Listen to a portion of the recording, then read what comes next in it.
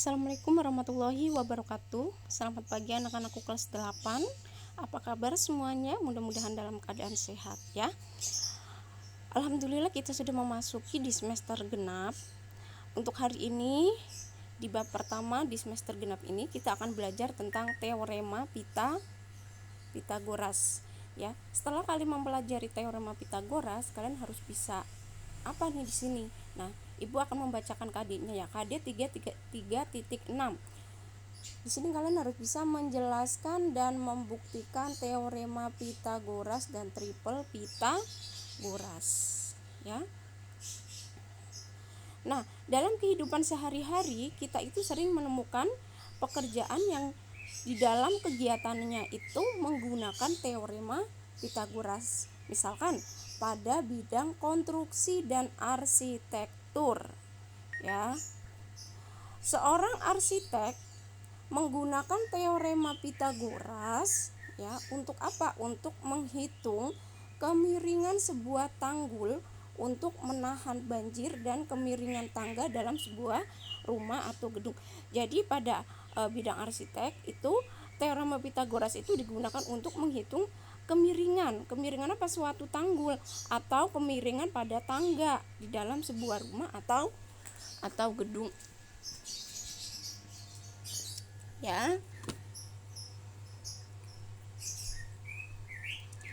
Nah, teorema Pitagoras itu prinsipnya pada segitiga siku. Nah, kalian bisa lihat gambar di sini ya. Ini adalah dua segitiga siku-siku ya. Kalian bisa lihat, perhatikan segitiga siku-siku ya. Ini adalah sudut siku-sikunya. Di depan sudut siku-siku ini ya, ini adalah garis miring atau disebut sebagai hipotenusa. Garis miring itu di sini garis yang paling panjang, yang terpanjang. Ya, hipotenusa, sekali lagi saya jelaskan, hipotenusa ini ya, garis ini itu terletak di depan sudut siku-siku. Ini adalah sudut siku-siku. Jadi yang di depan sudut siku-siku itu adalah garis terpanjang atau hipotenusa. Yang B ini adalah garis alas, yang A ini adalah garis tinggi. Bagaimana cara menghitung untuk teorema Pitagoras pada segitiga siku-siku? Kalian bisa lihat. Misalkan untuk mencari panjang A, ya ini adalah panjang A. Caranya adalah akar dari C kuadrat dikurang dengan B kuadrat. Bagaimana untuk mencari B, panjang garis B, ya garis alas ini? Akar dari C kuadrat dikurang dengan A kuadrat. Bagaimana mencari garis C atau garis terpanjang, garis hipotenusa? Di sini ditambah garis A kuadrat ditambah dengan B kuadrat. Jadi bisa kalian lihat ya. Kesimpulannya di sini, untuk mencari garis terpanjang atau garis hipotenusa ini adalah ditambah akar dari A kuadrat ditambah dengan B kuadrat. Selain itu dikurang. Pokoknya jika kalian mencari garis terpanjang atau garis hipotenusa itu ditambah. Selain itu untuk mencari A dan B itu dikurang. Itu ya patokannya, mencari garis terpanjang itu ditambah. Selain itu dikurang. Contohnya ya. Misalkan dicari adalah panjang B. Misalkan panjang C adalah 4 cm. Panjang A di sini adalah 3 cm. Tentukan panjang, ya maaf ya ini adalah panjang. Tentukan panjang dari B. Nah, kalian lihat B itu letaknya di depan garis di depan sudut siku-siku. Karena letaknya di depan sudut siku-siku, maka dia adalah garis terpanjang atau hipotenusa. Nah, untuk mencari garis terpanjang ditambah. Jadi garis panjang B adalah di sini anak-anak ya. Panjang garis B adalah, ingat ditambah ya, akar dari 4 kuadrat ya ditambah dengan 3. Ingat, kalau nyari garis terpanjang selalu ditambah. Akar dari 4 kuadrat berapa? 16. Tambah 3 kuadrat adalah 9. 16 tambah 9 adalah 25. Kalian cari akar dari 25, yaitu 5 cm. Jadi panjang B adalah 5 cm. Itu cara mencarinya, ya. Misalkan di sini dicari adalah panjang garis C. Ya, dibalik misalkan sini tetap 3 cm, sini adalah 5 cm. Tentukan panjang garis C. Karena dia bukan terpanjang, bukan garis hipotenusa, maka dikurang. Maka garis terpanjang ini hipotenusa dikurang. Berapa ini? 5 kuadrat dikurang dengan 3 kuadrat. 5 kuadrat yaitu 25, dikurang 3 kuadrat yaitu 9. 25 kurang 9, 16. Akar dari 16 yaitu 4. Jadi panjang garis C adalah 4 cm. Nah, bagaimana untuk mencari misalkan panjang alas, garis alas atau garis A? Misalkan mencari panjang A atau garis alas, ya. A itu bukan hipotenusa. Karena bukan hipotenusa seperti C, caranya sama, yaitu dikurang. Misalkan di sini panjangnya 5 cm. Di sini adalah 4 cm. Berapa panjang A atau garis alasnya? Tinggal garis hipotenusa dikurang garis tinggi. 5 kuadrat dikurang 4 kuadrat.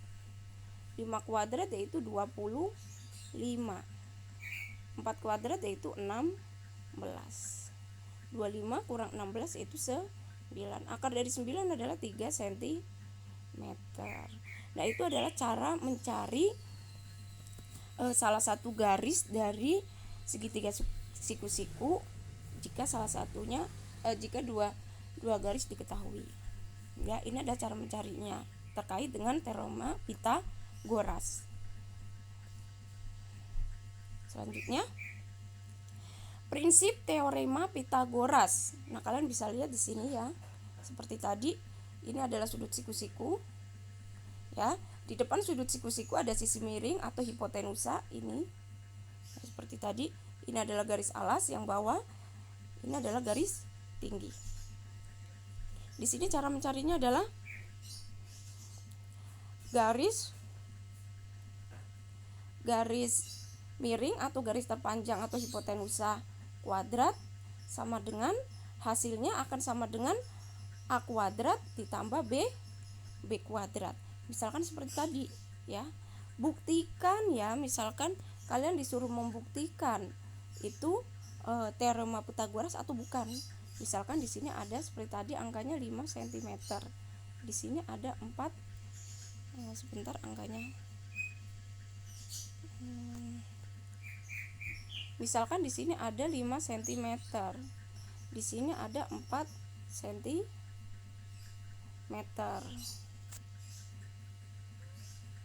Di sini ada 3 cm. Nah, kalian disuruh membuktikan apakah ini teorema Pythagoras. Nah, 3, 4, 5 ini kalian tinggal buktikan dengan ini, ya. Sisi termiring adalah atau terpanjang 5 cm, berarti 5 kuadrat sama dengan A kuadrat. A kuadrat adalah ini, 4 kuadrat ditambah 3 kuadrat. Nanti hasilnya akan sama antara ini dan ini. 5 kuadrat berapa anak-anak? 25. Ya, 4 kuadrat 16 tambah 3 kuadrat adalah 9. Jadi di sini 25. Maaf ya, lanjut di sini ya. 25 sama dengan 16 tambah 9 yaitu 25. Maka hasilnya akan sama, kan? Di sini hasilnya sama. 25 sama dengan 25. Jadi garis terpanjang sama dengan jumlah dari garis tinggi dengan garis alas. Hasilnya sama. Jika hasilnya sama, maka dia teorema Pitagoras. Sudah pasti dia siku. Tuh. Yaitu cara membuktikannya. Jadi garis terpanjang atau hipotenusa kuadrat ditambah dengan garis tinggi plus garis alas, hasilnya akan sama. Ini cara membuktikannya, membuktikan bahwa itu adalah teorema Pitagoras. Nah, selanjutnya di sini ada triple Pitagoras. Ya, seperti kemarin, tugas kemarin ada kalian mencari triple Pitagoras. Di sini ada 4 macam. Ada tipe 1, tipe 2, tipe 3 dan tipe 4. Tipe 1 itu yang pertama adalah kelipatan 3, yang kedua adalah kelipatan 5, yang ketiga kelipatan 7, yang keempat adalah kelipatan 8. Kita lihat sama-sama ya. Yang pertama itu ada pasangan 3, 4, 5 seperti tadi. Kalau ada 3, 4 pasti dia 5. Nah, angka yang di terakhir ini ya, angka terakhir ini nih, yang paling akhir ini itu adalah yang terpanjang, berarti dia triple garis hipotenusa atau sisi miringnya. Ya, sisi miringnya adalah terletak. Misalkan ada segitiga begini anak-anak.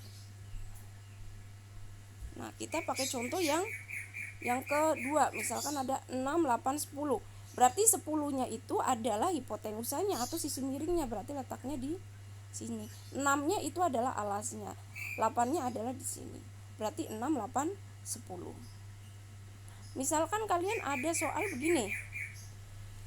Di sini ada 25, di sini ada 24.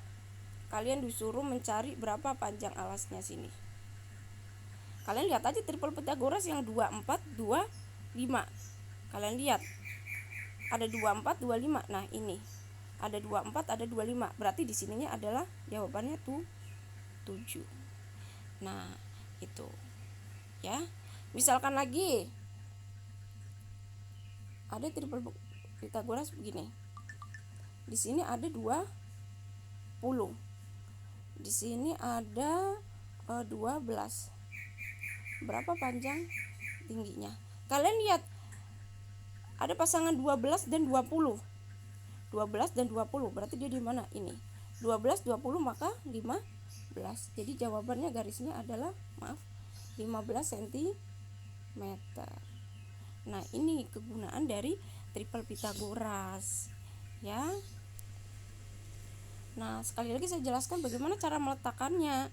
Seperti tadi, angka yang terpanjang itu sebagai hipotenusa.